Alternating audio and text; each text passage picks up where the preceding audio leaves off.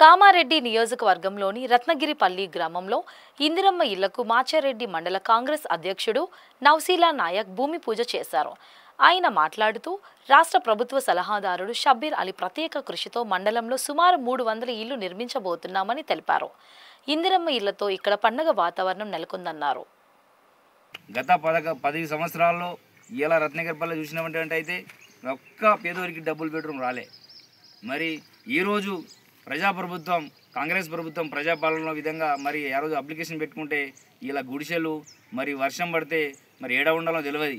మరి ఇలా అన్ని రేకులు ఎగిరిపోతూ ఉన్నాయి. మరి అది చూసి మన ప్రజాప్రభుత్వం మరి మన రేవంత్ రెడ్డి గారు మరి అదేవిధంగా కామారెడ్డి ముద్దుబిడ్డ రాష్ట్ర ప్రభుత్వ గారు షబ్బీర్ అలీ గారు మరి దృష్టిలో పెట్టుకొని మరి రత్నగిరిపల్లెకు మరి మాచేరి మండలంలో సుమారు 294 ఇళ్ళు వచ్చినాయి.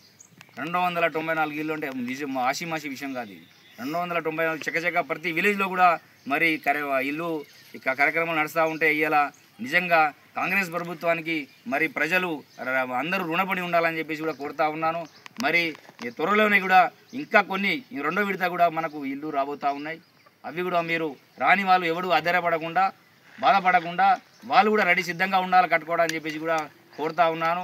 మరి ఈ విషయాన్ని అందరూ సద్వినియోగం చేసుకొని మరి ఇంద్రమ్మ ఇల్లు మరి కట్టుకొని సుఖంతో ఉన్న ఫ్యామిలీ ఉండాలని చెప్పేసి కోరుకుంటూ మరి ఈ విధంగా మా ముఖ్య నాయకులు ఇంత మరి కార్యక్రమానికి వచ్చి మరి నిన్న కూడా స్టార్ట్ చేయడం జరిగింది.